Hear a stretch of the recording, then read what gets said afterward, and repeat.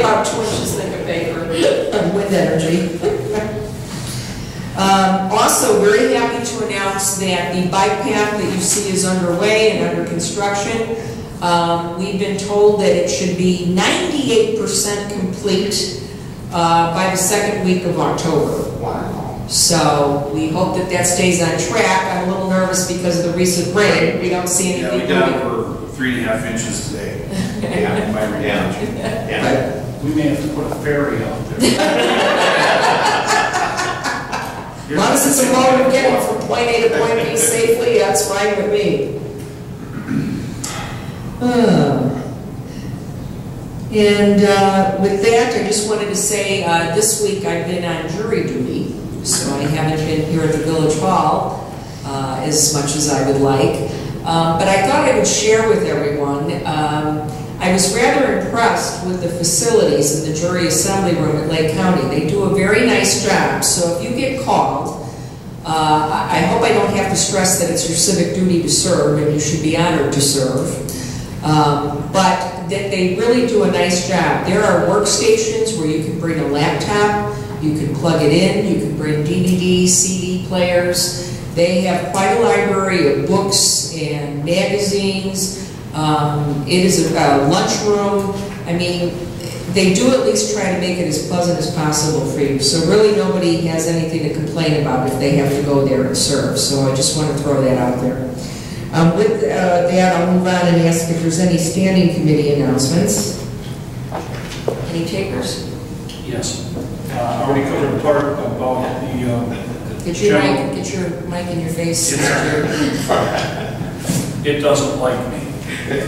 About the general reassessment, we should have our blue sheets, not the blue cards, by October 15th. And then we can go from there. What their property values have dropped. I shared with some of you, I had an appraisal done on my home just recently because I was looking at a refi. I had an appraisal done 1 year ago, and the value on the 2 appraisals have dropped 20% in the course of that year. The other thing is that I've spoken with the mayor, the clerk, treasurer, and with Gary. We are going to reduce the attendance at our public meetings. Kelly will be here when and on an as-needed basis. Deputy clerk will attend if required, if there's a specific need, and even the engineer will be attending less frequently, and possibly even our attorney, but that's strictly up to the mayor. We're just trying to save some hours on their paycheck and save a few dollars. And lastly, Kelly and I, and then the finance committee here showed it. It's that time of the year again. We'll start looking at the tax levy and may have something to the board, may as early as October 11th. October what? 11th. The next board. That's it. Okay. Any other standing committee announcements? Okay. One thing I did fail to mention that's rather important. I don't know how many of you out here today know Molly Larson. Molly Larson, longtime icon in the Round Lake area. She was a clerk for many years at Avon Township. Quite an active person in the community. She served on the Friends of the Round Lake Area Library Board and many other worthwhile. She was a soccer coach. I mean, I could go on and on and on. And she did pass a week ago, Tuesday, and the ceremony did happen rather quickly. I was at the wake Thursday evening, so just wanted everyone to be aware. And her son, Chris Larson, is a resident here in Hainesville. He resides in Union Square. And so if you see Chris, give him your sympathy. So we're sorry to see Molly go at such a young age. Okay, let's move on to business. First item up, well, we already had our guest speaker, so we'll move on to the discussion on the alternative wind energy turbines. And give the floor to Wally Crease. Thank you, Mayor. Well, as I have passed out to all the trustees and the mayor, the recommendations that Gary Washington and I have discussed in regards to the alternative energy ordinance, we we came up with a few highlights of what we feel that needs, that the village should maintain and make sure that it's within the ordinance, so that people, basically what it is set a standard for the installation of small wind energy designs for homes, farms, and basically small commercial use. And the intent is to protect public health, safety, community welfare without restricting the development of the wind energy systems. So basically, I gave an outline, and what I really want is more feedback, I guess, and discussion from the board on whether this isn't deep enough, we haven't gone deep enough with this, and if there's any other recommendations that we might need to be before we pass this on to the village attorney. I also included what Mayor gave me, which is another ordinance code from the Silen County of Illinois, and that's just another one that was already proposed to pass. So we have two of them to look at and basically see if we missed anything, whether we need to put anything more into it and tell the village attorney, Jim Rock, on what the rest of our recommendations are. So is there anything open? Or, I'm sorry, I was a little bit late trying to get this out to everybody, but you had mentioned something about the noise factor of it at 45 decibels. Is that, yes. Did I read that correctly? So I just skimmed through it because I was working all weekend and I didn't get a chance to pick up the packet. So pretty much all the ordinances that I looked at, plus as a matter of fact, the state also, okay, and which I had a copy of, they pretty much set that standard as I believe it was from the property line 45 decibels, 55 during the day.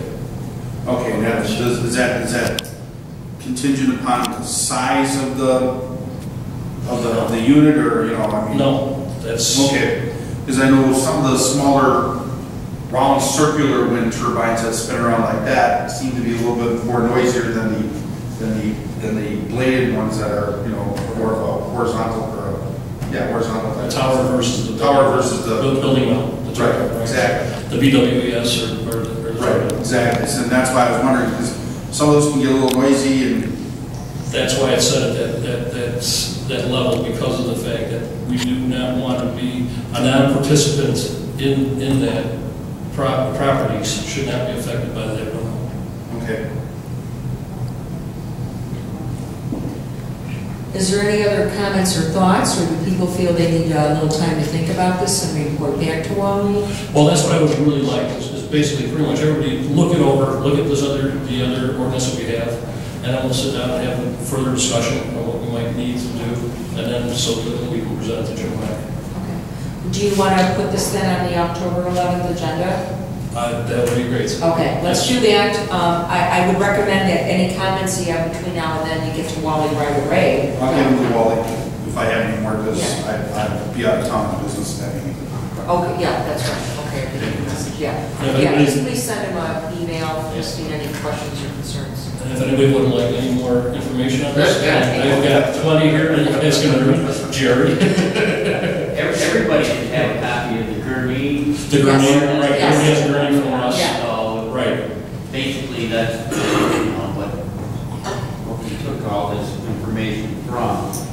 So Well, essentially what this says is no one in a residential area within the village is going to be able to build a tower, because it has to be able to fall and still remain from its building point and not touch anybody else's property.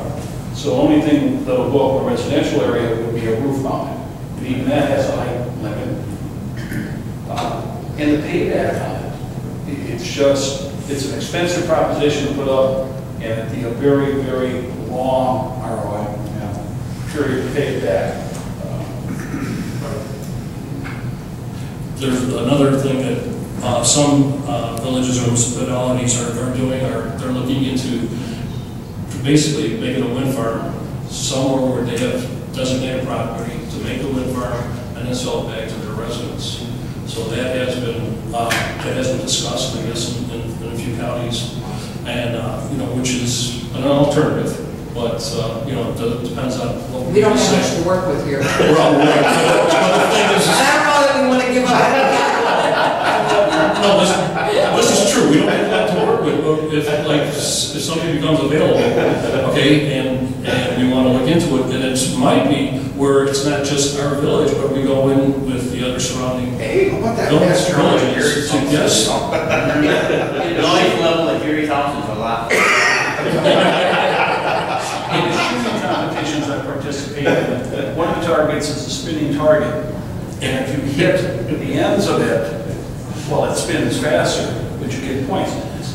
If we put this out here to gun club, There you go, they got a lot of they available. can shoot at that ball. It's a multi-purpose They one. can charge it, get some money from that. First thing you better do is a wind study, make sure you got enough wind to make it work, you know? That would be a main kind of concern. I don't think we have it. Yeah, it's not very efficient right now, I believe, for anybody to go through the expense, from what I've read, basically. So, I mean, but that doesn't mean that they can't. For residential, I can see where, you know, the ROI is big, but traveling the countryside like I do by car, I'm seeing more and more of these big wind farms. I was running labs in Indianapolis this weekend, and there were wind farms that were just miles long, with just hundreds of those big gigantic rotors up there. And 165? yeah, Thousands. thousands. And the same thing, Wisconsin, several counties just north of Milwaukee have been building wind farms now and selling the energy back to Wisconsin Energy, and they're getting a discount on it. And it seems to be a growing trend in more rural areas. You know, here, I don't think we have the clearance. We've got Campbell Airport and all that, but that sure is an eerie looking thing at night to be driving down I-65 at 2 o'clock in the morning, and you just see this massive red blinking lights going on down south of Rensselaer and that area. It's just nothing but big turbines. Okay, so everybody knows their homework, right? Yeah. Okay, now we're going to move on to the exciting part of the meeting. Our audit report, fiscal year May 2010 to April 2011. Okay, everyone received a copy within their packets, and today I received the bound copy, so I laid them at your places. Hopefully everyone had a chance to go through it, at least a little bit, review. One of the reports that we get separate, the smaller one, is report of internal control. They list some of the recommendations from the prior years and update the status and then some of the new things. A couple of the items in here have been listed again. Some more policies the village needs to touch on, get going on adopting and that. So the finance committee will be meeting about this to try to prioritize which ones to do and what we need to take out of that. The bigger report is the actual audit. And just, if you open up a couple of pages to page 2, there's a section called financial highlights. So I just want to touch on a couple of them. Basically, after the completion of the audit, they said the assets of the village exceeded its liabilities, which is a really good, positive way to end the fiscal year. As the close of the fiscal year, our governmental funds reported combined fund balances of approximately $2.8 million. Of this amount, we have $2.5 million available for spending at the village's discretion. Another important financial highlight that they put in here is the village basically took on a debt of about $611,000. That is for the purchase of the Public Works building next door. Within this whole book for the audit has a lot of different charts, way to display legally the accounts by fund, and that gives you the beginning of the year balance, all the revenues, expenses, the end of the year balance. We're really doing well. Within the audit, there's a section called Notes of Financial Statements, starting on page 24. This basically kind of gives you some more input of what is going on, what happened during that fiscal year. Again, within there, we'll be talking about the debt that the village took on. The auditors, basically, they found no real problems discovered within this audit. There's some recommendations that the Finance Committee will have to look at to figure out what we want to do. And that's basically about it. The recommendations are procedures. They're not and they may be an accounting procedure or they may be an office procedure, but there's nothing real serious, nothing for us to be worried about. We've done quite well on this. And one of the things, we've just finished our 3-year term, or contract with this company. Kelly and I have